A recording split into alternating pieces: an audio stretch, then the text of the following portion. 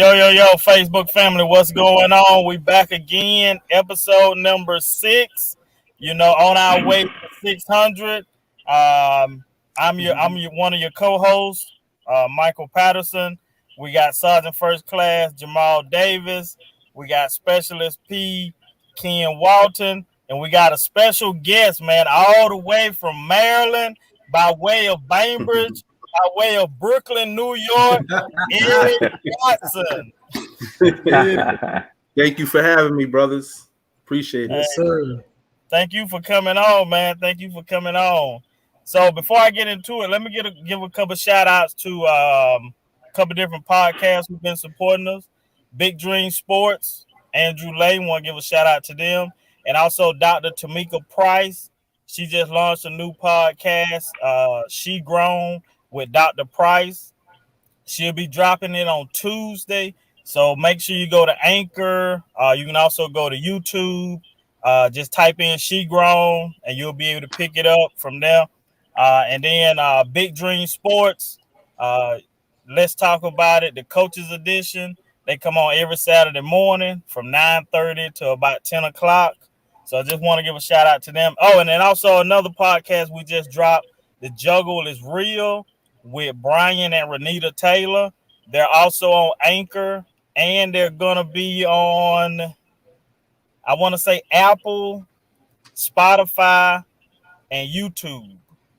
So just type in The Juggle is Real. So we got a lot of stuff going on right now with the Impact Media channel. All right, so fellas, now we back to our show, For Veterans, by Veterans podcast. And so I want to ask you guys, man, let's get this weekly checkup going, man. How is everybody doing this week? And we'll start off with our special guest, EY. I can say for me, it's been a pretty chill week. With COVID and everything, actually, this was my first week back at work. So that was a little different with because I'm teaching now. So I'm teaching NJROTC, and being back at work, after a year and some change, really over a year since March 13th of 2000, it's different, man. The students are not really there. So it's like I'm teaching virtually. But thank God for waking me up and getting me on my way every morning. But now I got to shave, now I got to cut this off, I don't know. I'm thinking about it. I might keep my mask on. I might just keep my mask on. But overall, man, a good week, different being back in the building. But I'm good, brothers. All right. So you teaching ROTC in a high school? Yes, sir. Man, that's what I'm talking about. See, I'm trying to get Sergeant First Class Davis, Jamal Davis in there. Is it not the easiest money you ever made in your life? Hey, this is live, man. I can't say that. but I will say, to talk about your experience and get paid for it, I don't know if that's a job. You know what I'm saying? It's like me talking about Bainbridge or talking about Brooklyn. That's who I am. And the Navy, being a sailor, that's unfortunate. I ain't gonna even say unfortunately. That's who I am. So I get paid to talk about Eric Watson's experience in the military, so I'm blessed, man. Amen to that, man. Amen to that. All right, Ken Walton from Montgomery, man. How your week been going, man? Man, it's straight, man. It's been great. Been relaxing all week, man. I didn't mean to put your time out there, man, but oh no, you all right? Montgomery is good. It was great at one time, but it's just good now. We got some wrinkles we got to iron out in Montgomery, man. We got to do better. But we're doing all right. But it's been a great week, man. I'm really feeling that E Watt. It put me on blast there. I got to give praises to God. Yeah. I know better. I should come out with that first. Yeah. Not a whole lot, man. Just really relaxing, and I really feel like I need to do some time management skill practicing because Because I've been doing things, man. You know, when you retire, you ain't expected to be nowhere by a certain time. Just you lose track of time, man. And then when I really got to do something, I'm procrastinating. You know, I'm hurrying up to do stuff. Man. So I gotta work on that. But yeah, it's been a great week, man. No doubt. Yeah. All right, sorry for Clay, you bringing up the real, man. I mean, yeah, I can't go from the front no more. This stomach is killing me. But that being said, I'm doing better, man. I got an opportunity. I mean, just talking to you guys every week, I don't think you guys really understand how much it helps. And I had an opportunity to sit down and, well, not sit down. I was walking around the track and talking to my homeboy Walt a couple of days ago, just trying to get my head right, man. So I'm doing a lot better. And as EY said, you know, it's just a blessing that God has provided. So I'm definitely grateful for that. Hey, man, I'm glad to hear that. Glad to hear that, man. My week has been, you know, it's been a really good week. My daughter took her senior portraits, and you know, just hanging out with her, man, getting a lot of this college stuff taken care of now, so I don't have to do it during the summer. So I'm blessed, man. I'm blessed. She's gonna graduate as an honor graduate. That's 2 for 2. And she got into FAMU, so that was number 1 college. FAMU, baby. So got 2 for 2 honor graduates, got 2 for 2 in historical Black colleges and universities, man. So you know, life is good over here, man. Nice. What's up? Nice. The only thing that could make it better is if if she would have went to Bethune-Cookman. Wildcat. Hey, she wanted to, man. She wanted to. I got an aunt and an uncle that graduated from Bethune-Cookman, and she wanted to, but she only wanted to go there to join the band. And and Bethune wasn't giving out no free tuition, you know. Whereas fam giving a full ride, man. So yeah, so we got to ride out with that. Right. Off of that, I'll have to switch my jersey, man. I might have to switch the jersey for at least a couple of seasons, man. I got you. There you go. Come on, man. Come on. Hey, so everybody, we're starting this new section or session in the podcast, and we're gonna call it the rant. You know, we might change it up later, you know, but we're gonna call it the rant for right now. And I'm gonna turn it over to Walton. He can explain a little bit more on the rant and start us off on the rant. All right, I guess start off. We agreed that we was gonna call it the fall in. Oh, that's right, fall in. Yep, sorry. Fall in. I don't know, EY. I don't know how y'all assemble like formations in the Navy, but in the Army they say, you know, fall in. And someone, whoever's calling the formation, platoon sergeant, platoon leader, whoever might just stand there. They're gonna stand there and they're gonna say fall in, and you know. It's the same. Oh, it's the same. Okay. Yeah, it's the same. Yeah. So we all, yeah. So it's gathering everybody up, and we're gonna go a whole minute on just a random rant, whatever, you know what I'm saying, whatever grinds your gears, I guess, anything. And it don't have to be, you know, anything in particular, but whatever grinds your gears. And my thing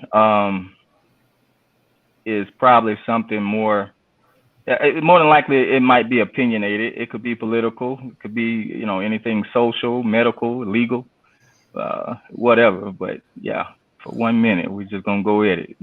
Okay, that's what's up. All right, so we're going. Your minute gonna start right now. All right. Well, me personally, I think it's time for us to do the deed. For all America, us as in America, to do the deed, the weed deed. I'm all pro marijuana, cannabis, and that is for recreational, because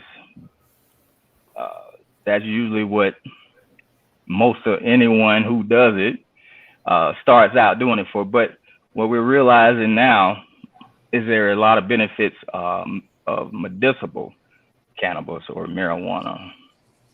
And even if you don't like the THC in what marijuana has, you can also use the hemp plant. You know what I mean? So why don't they legalize it? Like all across the board. There's what? All right, that's your time, Walt. That's your time. Damn. That's a minute. Whoa. That's a minute. That's a quick minute. All in. All in.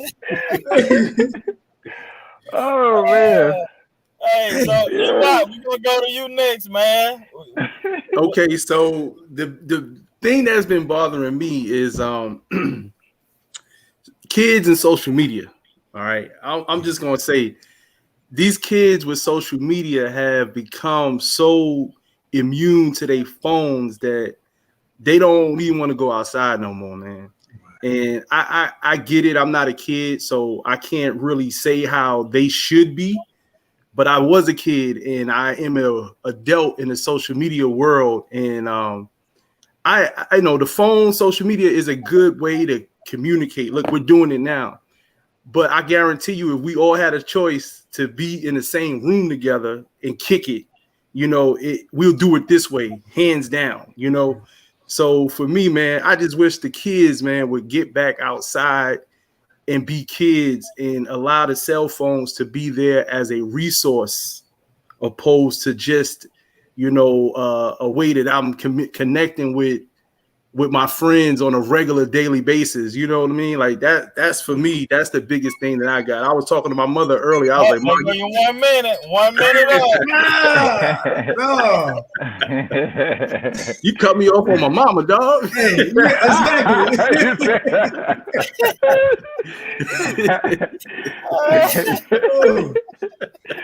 Oh man. Coach blew the whistle on me. I'm looking over my shoulder.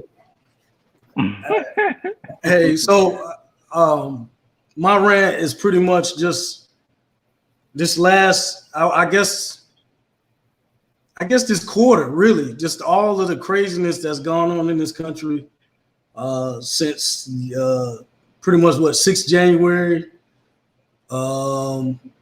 with riots, shootings, and I mean we get to the point right now in this month where I don't think we've had a week where something crazy hasn't happened.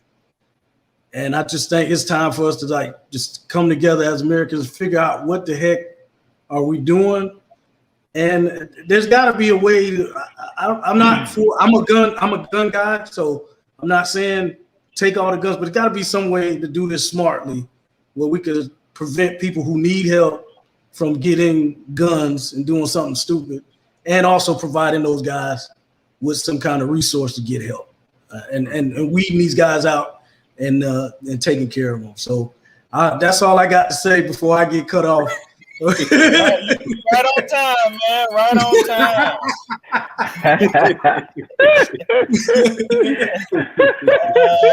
Right on time.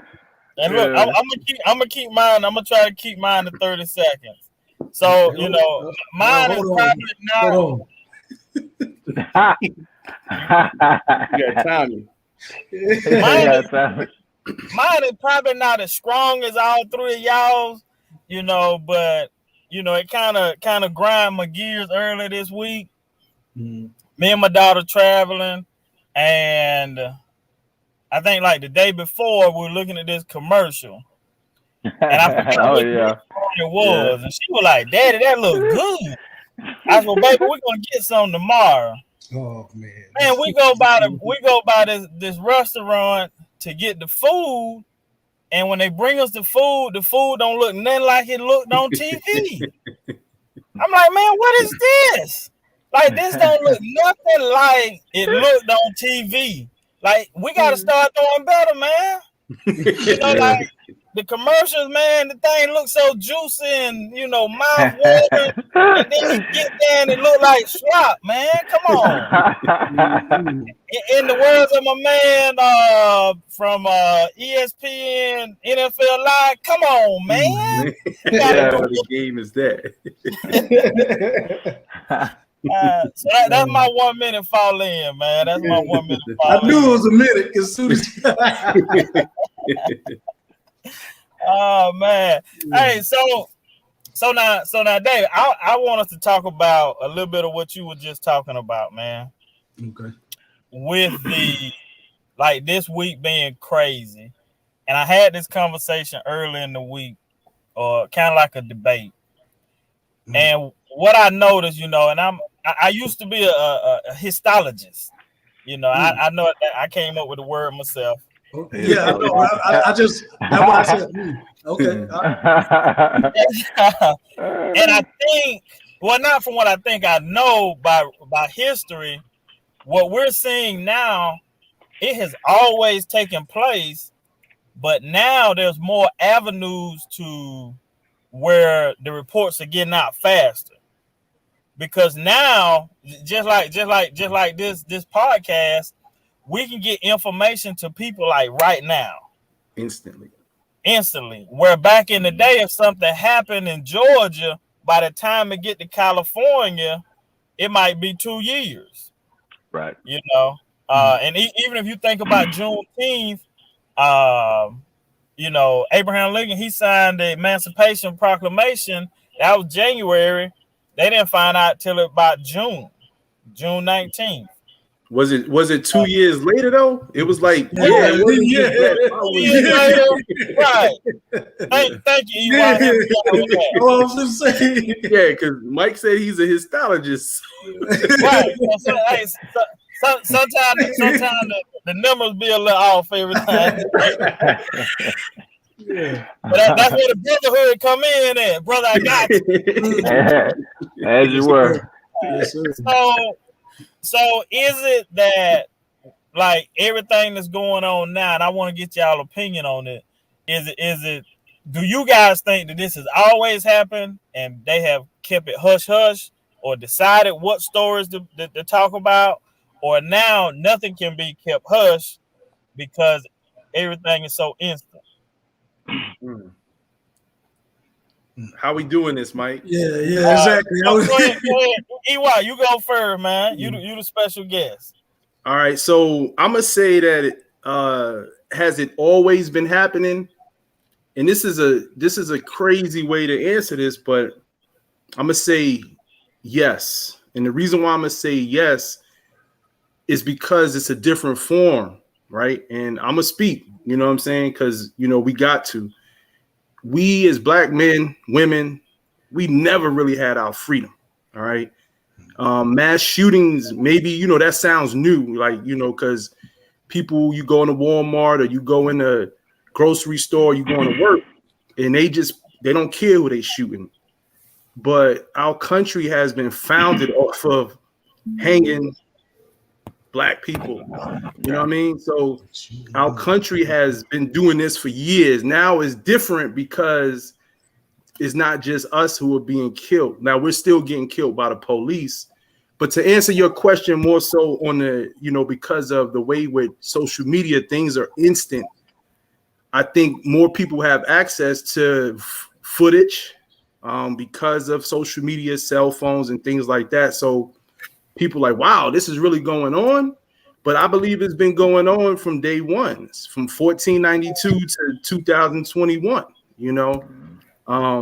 But as instant as we get it, is also instant that we forget that something happened 2 days ago. You know what I mean? Because it's like, oh, it happened again? Okay, what's next? So at the end of the day, I just really think that it's been going on, man, from the door. And America was built off of slavery. Whether it was the Indians being, tricked to get in the land. America has a lot of opportunities, but it always falls on the money, man. It's all about the money. Gotcha. Walt, Iwasa, I feel you on that. It's always been about the money. Like, it's biblical. There's nothing new under the sun, man. Everything that's happening now has happened before, and it's been happening. But now with this social media and it's just technology, period, everybody's finding out. Like you say, shoot, it happened in Georgia, California knew it in like just mere minutes, and it'll be viral. But this is nothing new. It's nothing new. It's nothing that just started. It's only being caught now. It's being caught, and Exactly. as we find out about it, before we can really react, something else happens and something else come out. The media messes with our mind also. When something happens, and then, something major happens, they start, they get on that and they start pointing out other things related to that. And it seems like, they're doing it for fun, for ratings and for all this stuff like that. That's what we're into. And the problem, it's like a distraction. So the problem never gets solved completely. We never go in on that first situation. We deprive that one of attention and whatnot, So, and even vice versa, we may be all in one situation, but it's happening somewhere else and they need all those resources, but they can't get them. So, as far as the hush thing, it seems like, when I was growing up, I heard hush from the elders. We couldn't talk, or we didn't want to talk too loud in certain places and things like that. And we had to be like at home on the porch, for it to be discussed or whatnot. So we did a lot of hushing too. And that's one thing I heard a lot of people talking about. We're getting tired of being quiet and forgiving everything that happened to us. We're too understanding, we're too forgiving. And that's fine, but it's got to change. It's got to change. Mm-hmm. All right, Sergeant First Class. Man, you can let that go, please. I mean, I'm with them. I'm with this. It's nothing new under the sun. This has been happening since forever. I think. I know I'm definitely tired of the news picking and choosing what to report, which ones to, which different events to report and which ones not to report, because that's going on as well. So I'm not feeling that, but if we've been dealing with this since forever, there's got to be a sensible, reasonable solution. These guys that we hire them because we vote for them to go into office, they're supposed to be the best and the brightest. They're supposed to be the best and the brightest we got. We can't come up with a solution. We put people on the moon. We can't come up with a solution to stop people from going in the grocery store and mowing down people. We can't stop guys from having like postal. This going postal thing. It's been a while, bro. It's been going on for a while. FedEx that ain't new. It was just a different courier. That's it. It's the same thing. So I mean, I just, how do we get to a point where we sit down and have a conversation without everybody complaining about, well, my rights overrule the safety of everybody else? I think that's where we need to get to that place where, okay, look, we need to get to a point where, look, we get it. You got right. We all have those rights, and we're gonna keep those rights. But there's got to be some stuff in play to keep everybody safe, man. It just don't make no sense. Right. So let me ask you this right here. So, with the rights thing, and people, we're in a pandemic, and you got people, they refuse just to wear a little mask. I was thinking that. How do we convince those people that won't even wear a little mask? How do we convince them that we need better safety precautions for everybody? I don't think you're going to be able to convince them. Those are the same people that think, or a lot of those people are the same people that think what happened on January 6th. Some of those people that were in that building were heroes. You know what I'm saying? So ain't no changing those guys' mind. They feel a certain type of way, and they always going. I would hope we can get a hold to people that is kind of on the fence, or they kind of don't know what's going on out here. I would hope that we can do something like that and try to just inform them of what's going on. And it should be from there. It should be a simple process, I would think. But these last at least last 8 years, I know for sure the last 4 has been something else. So, right, Ewok, you want to chime in on that? Yeah, man, I would say it's no different from, spoiling a baby. The word is privileged. You know what I'm saying? And when somebody is privileged, they feel like they have the ability to do what they want to do because they spoil.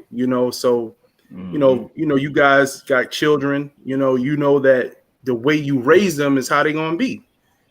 So it's the same thing with the way our country is as a whole. We got a lot of privileged people who feel that it's their right to decide whether they want to die or not, right? Like the mask determines, like, oh, if I don't want to wear my mask, it's up to me if I want to catch COVID. But you're spreading it to somebody else, and I had it. I had COVID, you know what I mean? So it's something that, I'm masked up. Because at the end of the day, if I don't care about my life, I at least care about the next person's life. But everybody don't look at it like that because they privileged, they spoiled, and y'all know who we had in office before, Biden. And I don't even think that dude was racist. I think he was just a privileged white man, and he showed it in how he carried himself. You know what I'm saying? So it follows suit. Right. So Walt, let me ask you this. You were in during 9/11 and you saw what happened during Hurricane Katrina. And we've had some other natural disasters happen in this country that have kind of brung us together. Why do we not see these shootings as something that could happen to anybody that should bring us all together to have one common goal? How can we get to that point? Well, you can only keep. It's the same thing as in Iraq. I mean, you were there for so long, or in Afghanistan or whatever. You were there for so long. You were scared for so long, and after a while, you didn't. I won't say you became complacent, but you got to a point where you felt like, all right, you're getting the hang of this or whatnot. I think it's the same here. People, so much can happen to where people are just like living with it. I don't know if you want to call it complacent, but it's like they get to the point to where ain't nothing we can do. And I still got to do what I got to do. It's just like you're talking about the mask and stuff, and you're seeing people dying and all this stuff going on. That don't scare you into wearing a mask. I mean, it's got to be just, you don't care anymore. How to get that, how to change the mentality of the people. I mean, whatever they said to get people to wear these hoods back in the day or still today. Yeah, why don't they use that speech to get them to wear the mask?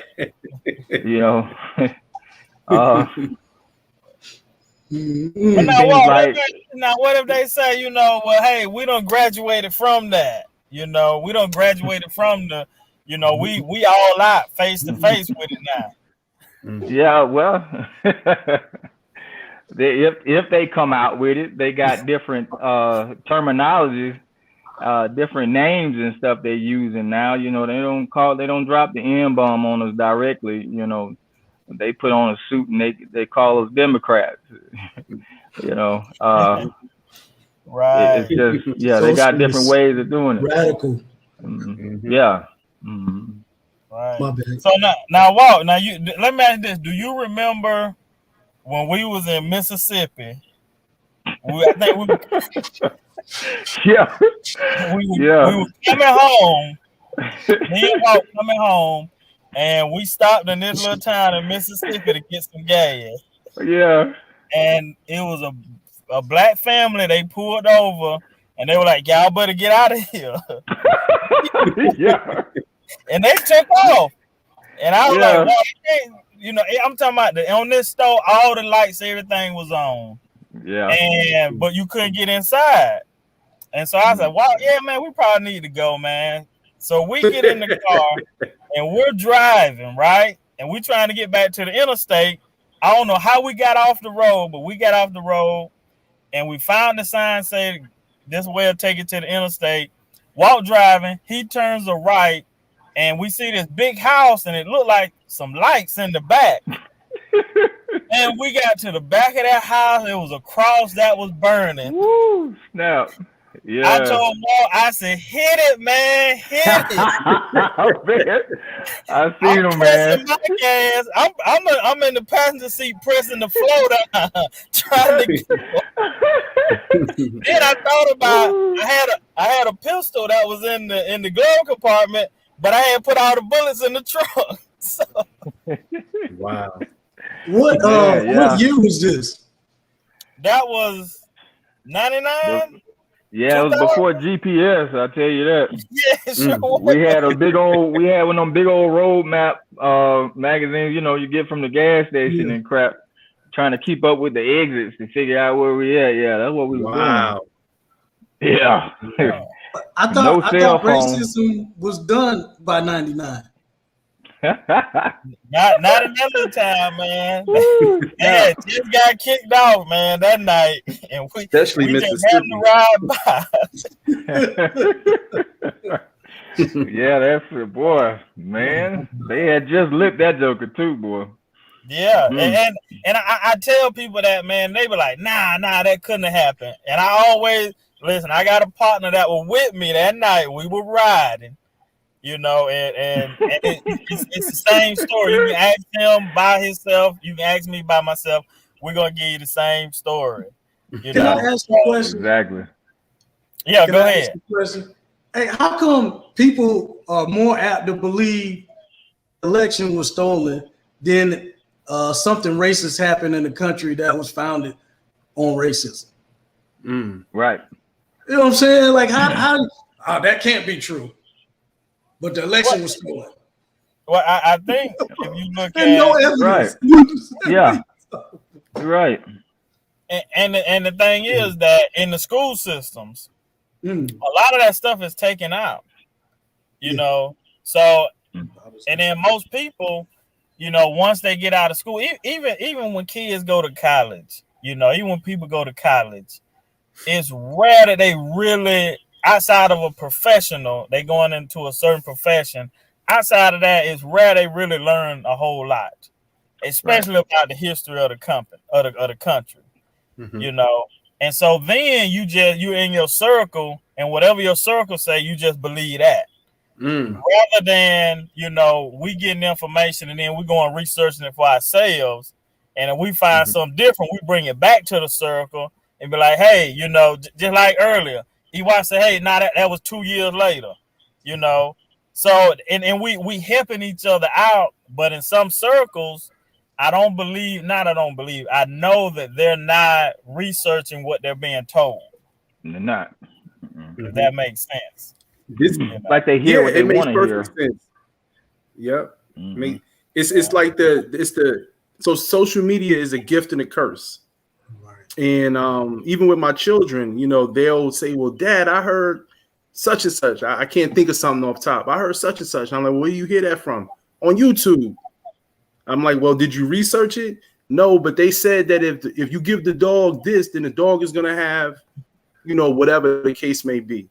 And I really wish I remembered exactly what it was, because it was a valid point. I looked it up. I think it was, it was, if you give dogs grapes, then they'll get a certain condition, because I was giving my dog grapes. But my daughter never looked it up, but I looked it up and it was true. But the point that I'm trying to make is they'll get their information from a source and don't research it. And what we say as people, like if I said, 1493 was when, you know, everything, and people will run with it, but it wasn't. It was 1492, you know. So if you don't research what somebody says after they say it, then that it doesn't, it's not valid. You got to verify the information. Not saying I don't trust you, but I'm just going to read it myself too to make sure if I repeat it to somebody else that I actually did my research. Right. It's the same thing as clearing a weapon. You don't take nobody's word for it that is clear. Mm-hmm. Yep. You check it yourself. Facts. Right. And if it ain't clear, you're gonna get a butt stroke to the head.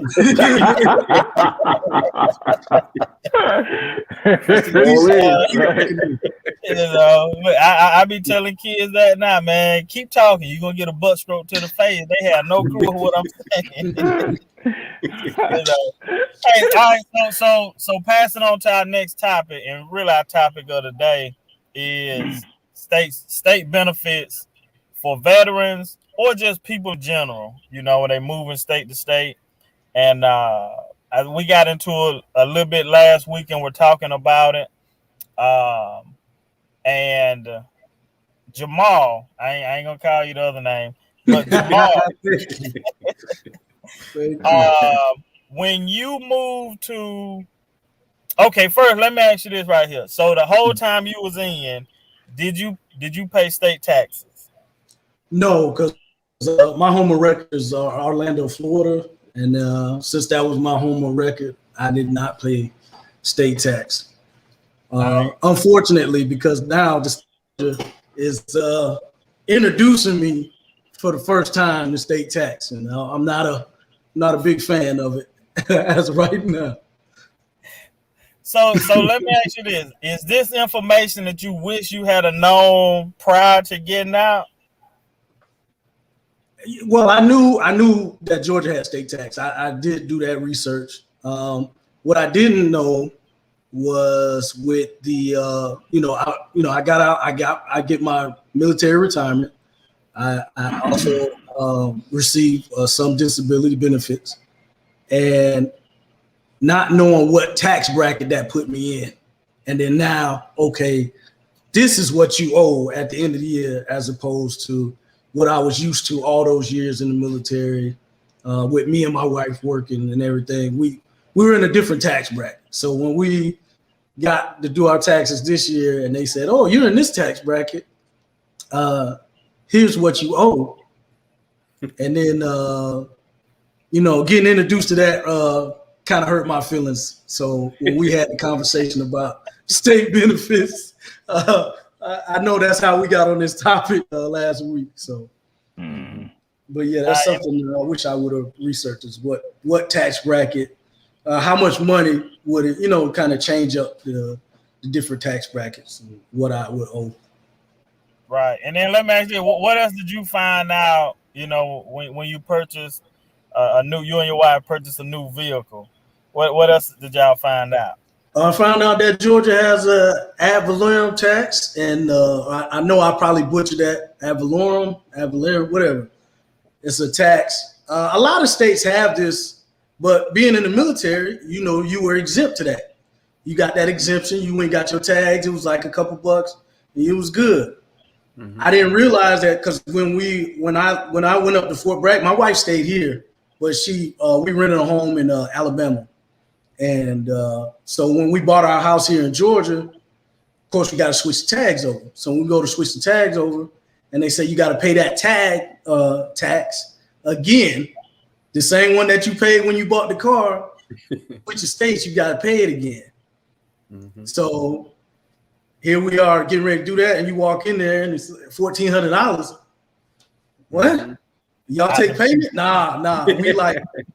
We like the if you go buy a plot, we need our money up front. So it was a nice a rude awakening for us when we went to switch over the tag. So I wish I would have did that research. I thought, that's a little thing you don't think of, and then right. Hey, so EY, let me ask you this now: when you when you was in the military, did you claim every state did you move into? Did you change your residency, or did you just keep one residency the whole time? So I got lucky. Pensacola, Florida was my first duty station right out of boot camp in Florida. Like Jamal said, there's no state taxes. So I claimed Florida as my state of residence because you were able to do that as long as you was active duty. Right. So from the door, everywhere I went, I think I went from Florida to Virginia, and then from Virginia to like Carolina, something like that. And I never changed it. I never changed it until I retired. So, I wasn't paying no state tax. So I was doing good. In the last year that I got out the military, when I moved to Maryland, obviously everything started over. But I had like 60 days of leave and I sold them days back. So I'm thinking I'm gonna get like 20 stacks. It was like, no. They taxed me. I filed taxes that year and I had to pay. Because it, like Jamal said, it put me in a different tax bracket now because I was in a whole different state. So yeah, I claimed Florida for 20 years. 20 years. It's Escambia County, Pensacola, Florida. Yep. Well, I think that's three of us because I claimed Florida too. Was my home of residence during my time, man. So I didn't pay no state tax. You ain't claim Bainbridge? No, man. Listen, so look, I don't know if y'all remember the dude that used to come around to the barracks that was giving away the toolbox set. And if you sat through his presentation, you get a toolbox set. And his presentation was on investments. So that was the first time I invested, and he was like, hey, you get this. But he said, how about we do this? Let's change your residency. And then the money that you would pay in taxes, you just go invest that money. And so that's what I did. And so I didn't change my residency until I moved back to Georgia. And then Georgia told me I owed all this amount of money. What? Yeah, wow. So that was my first, I guess slap in the face or a good punch that I got from them. And then Walton, what about you, man? I know you living the life over there at Bama. Man, I had no problems transitioning. I got here. In fact, I got paid when I started with corrections. After I got out the military and I started training with corrections, the military paid me, I don't know, about close to $10,000 just for that. I didn't know nothing about everything I got. I ain't know nothing about it. It was, okay. Somebody said, hey, you were in the military? Hey, fill this out. And I fill it out and I just get a check, As far as tags and everything like that, yeah, I had no problem. And see, my home record was Alabama, which I remember me and Davis talking about, me and Jamal, we was talking about, and when we was in Colorado, that I should change my home record to Florida. And I was up for it. I was saying I was going to do it. I don't know, for whatever reason, I never did. But transitioning, man, I had no problems, no tax issues or anything like that. Yeah, I ain't owe nothing or anything until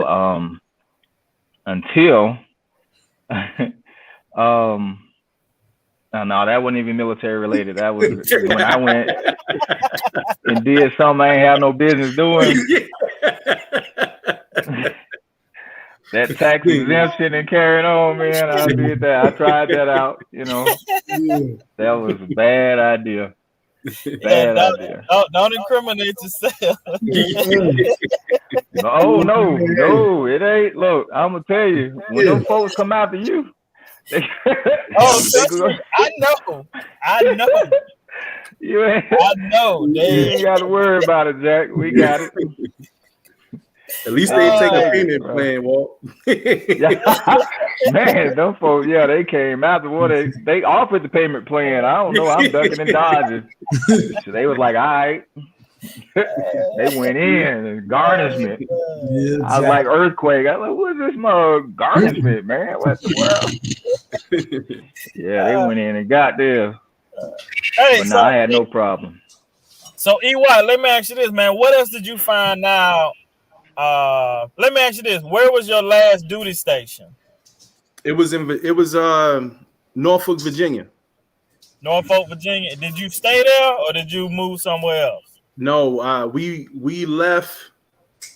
Man, so with the ROTC gig, man, I found out about it like within my last year of the Navy, because I could have did 22 as a chief. I could have stayed, but I found out about the job, got certified as an instructor, and my family wanted. It's funny, Walt. My family, we were gonna move to Montgomery. We were gonna move to Montgomery, Alabama, and I was gonna be a recruiter out of a district. So, long story short, it was issues with money at the time, like trying to PCS, and if you wasn't going to like a sea duty or something overseas, they wasn't giving money. So I found out about ROTC, and I was like, you know what? I'm done. I'm just gonna retire. And my kids never moved. I kept them in Virginia their whole life. But me and my wife met in Maryland. So we was like, when we go back to Maryland. So I started looking for ROTC jobs. I met the guy I'm working with, retired captain. He was like, you want a job? I was like, yeah. He was like, you get paid the same thing you was getting on active duty, plus you get your retirement pay. And I was like, hold up. So you telling me I'm going to get paid the same thing I was getting while I was in the Navy, plus my retirement and disability? He was like, yeah. You hear that, Jamal? So, no, I didn't stay in Virginia. I came to Maryland. What are some of the benefits that the state of Maryland gives you that either you knew about or you didn't know about? The biggest thing, it goes back to Jamal on this one, is the car is property tax on cars. So like in Virginia, like once I retired from Virginia, I had two cars. My wife had a car, but we still have Virginia tax because they call this area the DMV. So you could be from DC, Maryland, or Virginia here, and you could ride around. It's like probably Alabama, Georgia, Florida. It's not like you got Tennessee tags. You know what I mean? So people ain't gonna really question you too much. So I kept the damn Virginia tags until I seen that bill for property taxes from Virginia, and I was like, "Oh hell no!" I said, "I gotta get these cars switched over to Maryland." So, long story short, we got three different cars now, and they all Maryland tags because I ain't paying them taxes. Because in the military, we would like Jamal said, a couple pennies waived because you active duty. You don't have to pay property tax, but now you do. So Maryland, you don't. So that's a good benefit of being in Maryland. Right. Gotcha. Yeah. So Jamal, let me ask you this. Now we don't beat Georgia down. What are some of the benefits that are for the good for veterans? Well, I'm not trying to dog Georgia, man. I love the state. I mean, this is my home now. But the biggest one I would say is but I think a lot of the states carry it's the Homestead Act. For if you bought a home, you get that tax exemption on your property tax. If you're using the GI Bill or that, all that stuff still applies. If you're a veteran, you don't pay property tax at all. So that could be a benefit. And then of course if you're a wartime vet or Purple Heart, the license tags and stuff like that, that they'll give you. But I mean, I looked, this morning at the top 5 veteran-friendly states, and it was like Wyoming, Nevada, South Dakota, and they have some really good stuff, but it's like, I'm not moving. No offense to them states, that just ain't for me, So, but I just think if you're willing to deal with what benefits you get and go on, with it, that's good. But at least have an idea. At least go ahead and look. Now, some resources that you can use is military.com. You can go, and that's like a one-stop shop. They got all kind of stuff in there for active duty, veterans, so on and so forth. The American Legion is one of them. I think their website is mylegion.org. You can go on there. They actually have a benefits calculator. You can punch in, what you did in the service, how long you served, if you're wartime or whatever, and it'll pull up the benefits that you're entitled to in that state. So just those two resources right there put you on the Oh, yeah. All right. So, oh, okay. I thought you blacked out on us, man. No, I'm still here, man. I'm still. So, what was the second one again? What second? The second one was the American Legion, and the website was mylegion.org. Gotcha. All right, now what about Alabama, Walt? What are some good benefits that Alabama offer veterans? If they want to go into corrections, you get $10,000. That's your sign. It's an estimated, not quite 10, but estimated. Yeah.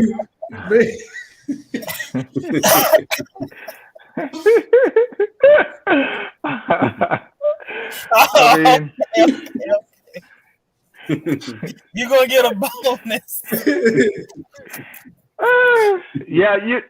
They got some where it's not just corrections, but like any type of training you do, like I guess with law enforcement, certain things, what they call on the job training type deal.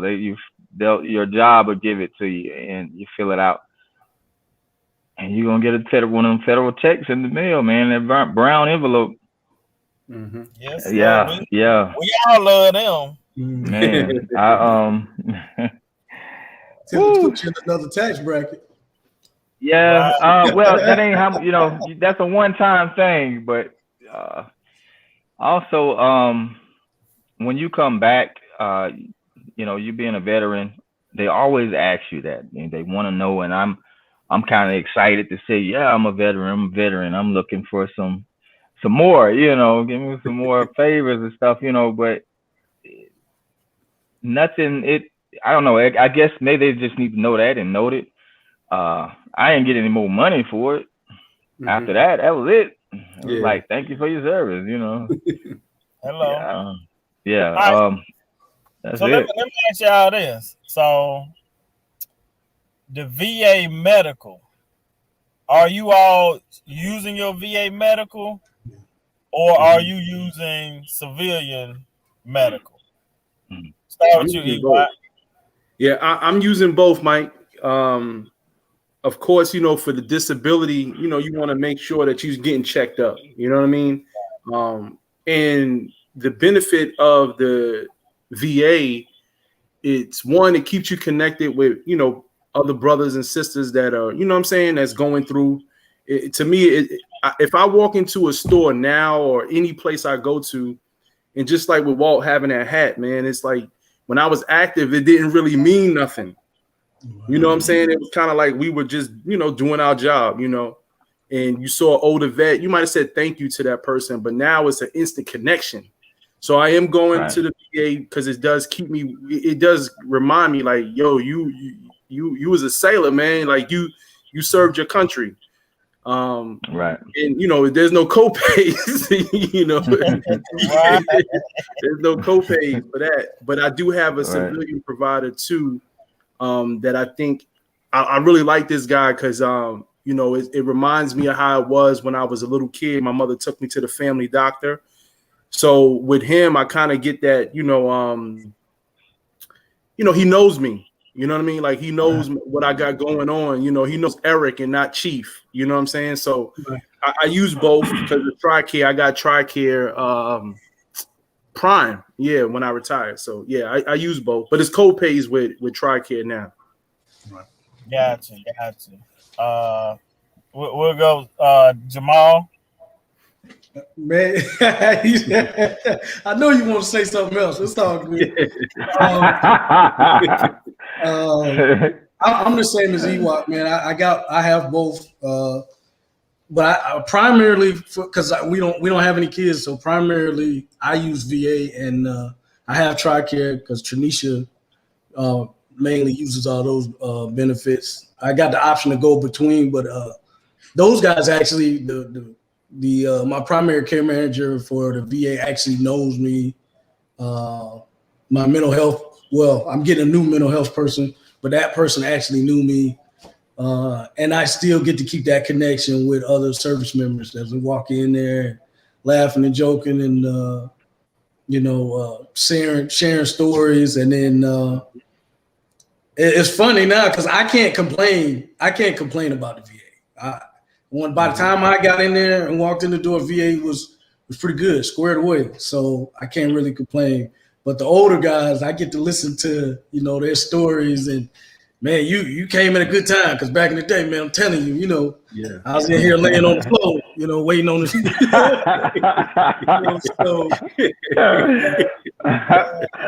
I can't really complain, man. It's a good thing, man, to be able to still have that connection and get those services, man, for free. That's awesome. What about you, Walden? Yeah, I used to have both. Civilian and I was using the VA, and the civilian is part of the reason I wound up retiring from corrections and medical retirement. But going back and forth with these appointments and whatnot, and I was like, man, I gotta drop one of these because I'm getting X-rays like twice a week, and I'm like, I don't know how much radiation that is, man. about to grow an extra limb around this mug, man. So I was like, I'm gonna let that go, and I'm gonna let the civilian part go, and I'm gonna go with the VA. Hopefully everything go all right. Yeah. And so that was a little easier on me though.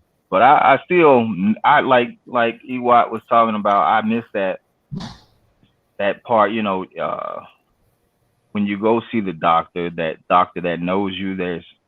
You don't feel rushed and hurried. Like, okay, what else is wrong with you? What else? Okay, is that all this? And so I miss that. I miss that part, and I always thought about going back or whatnot, but so far just the VA. Mm-hmm. Gotcha. And that's for me too. I used to have both, and when I got sick, VA. Well, the civilian world, this is what I found out. And I heard this saying, but I didn't understand it. You can get sick one time and it will wipe away years of discipline, Mm-hmm. and I didn't understand it, until I got sick. And right. Civilian, I'm teacher working for a school district, thought I had pretty good insurance. My bill for a 2-week stay was $72,000, and the insurance was like, oh yeah, what you gonna do, And so VA, I ain't gonna lie, I don't know if I was lucky, but I just say God just started putting people in my life at that point to advocate for me for what I did not know. And I had a doctor by the name of Dr. W. He's down in Panama City. And he was like, how about we do this? I'm going to get the VA to take care of all of that, but you're going to get transferred to a VA hospital. Mm-hmm. And so we did. They did the transfer. And I'm telling you, man, from that point on, every doctor that I had, like they gave me, like my appointments in the civilian side would be 15 minutes. The VA would give me, and I think that's when they was changing everything, they would give me 45 minutes to an hour. Mm-hmm. Because my diagnosis, it was so rare, that they were also studying it at the same time. So it's almost like I'm going through medical school with them as they're learning about my diagnosis. And then they started sending me to Bay Pines. And so all my specialists were in Bay Pines. So anytime I have to go to a specialist, they put me in a 3-star hotel, and they pay me mileage to go to my specialist. I said, man, it's the best thing since sliced bread. Well, I don't know why all veterans would not be doing this, you know. And so I'm an advocate for veterans using VA, but also because like they work for you, and you done already put the time in, so why not reap the benefit of it, you know? And so, and then also the other thing, VA paid for. I was scheduled to have brain surgery in 2016, and VA paid for my trip to Charlotte, North Carolina. I had one of the top 3 neurosurgeons in the whole world, and community care was going to pay for that. VA was going to pay for that, you know. Wow. And you know, so that's top notch. Whereas my insurance from the school system, yeah, we'll do 20%. You know, and you're talking about a surgery that was probably going to run $200,000. You know, so I'll gladly go back and do that 8-year commitment for what I've received from VA. You know, so yeah, so I'm a big component of VA, and yeah. So, fellas, we over an hour, man, and you know, I know we can go on for another 2 hours easily, you know. Yeah. But we're gonna have to close this show out. Eric, man, once again, man, we want to thank you for coming on, man. No problem, and, guys. And blessing us, man, with your presence and you know, sharing your story with us. You're gonna have to come back, and you know, we'll get a little bit deeper into your years, you know, and what happened. And then also, I just came up with this maybe like 2 weeks ago. From the class of 98, Bainbridge High School, I want to say it might have been like 40 of us that went in the military. Wow. And I'm trying to do a reunion on that, get all us together, because we've not all been in the same place or seen each other since June 4th, 1998. That man remember the date. Yeah, so I remember, and the reason I remember that date is because I'll never forget, Greg White left that same night. Yes, he did. Yeah. God, dog. Yo, that's facts. I remember that. Yeah. I thought Greg was crazy. Right. Even the same night. Yeah, I remember that. So I still remember that, man. Sergeant Peterson came and picked him up and took him to MEPS right after graduation. You know, I remember when Peterson, he was standing out there like he was the police or something, man. So, you know, and then I left 2 weeks after that. Dominique left the next week. May he rest in peace. And then Dominique Andrews, and then I left the week after that, and then Travis Guyton left the week after that, and then Antonio. Yeah, it was just a whole line of us, man, that left. Yeah, you know. So we're gonna work our way. Say that again. Sergeant Peterson made his numbers. Oh, man, he killed it, man. He killed it, you know. But EY, man, let everybody know where they can find you at, man. If you want to be found, let me say that. I'm on social media with my rant, right? I'm on Facebook, Eric Watson. I know there's a lot of Eric Watsons, but on Instagram, it's KING from BKLYN. So King from Brooklyn, you know, at me and all that. So yeah, that's where you can catch me at. I know emails and stuff like that, but you know, that's probably the quickest way. You send me a friend request, you know, I'll friend you as long as it ain't nothing crazy. And last plug, if possible. I know we over an hour, man, but if we can get people involved in the American Legion, Jamal talked about that, or the VFW, because there's a lot of information out there for brothers and sisters to get, because they really put us in a great situation. You know, those brothers and sisters fought for us to be able to use the VA and get what we deserve from the VA after serving in the military. So, you know, shout out to them, man, because they really helped us out. So get involved and do something. Even if you're just paying your dues, get involved. Right. Man, that's what I'm talking about, man. Jamal Walt, y'all got anything y'all want to leave us with? Well, I don't want to be found, but I will put out those email addresses one more time. If you're looking to look up your benefits in each state, you have military.com. Mike got it up there on the screen. Appreciate you. And you also have the American Legion or mylegion.org. And as EY said, I don't know how I forgot about VFW. Man, VFW also big time. And you can Google VFW and find that local chapter where you're at, and you should be. They will definitely get you squared away. I'll tell you that much. All right, man. So, hey, we're gonna chuck the deuces, man, and I just want to say thank y'all, man, and we'll see y'all next week for episode 7. All right. Yes, sir. Salute, fam. Yes, sir.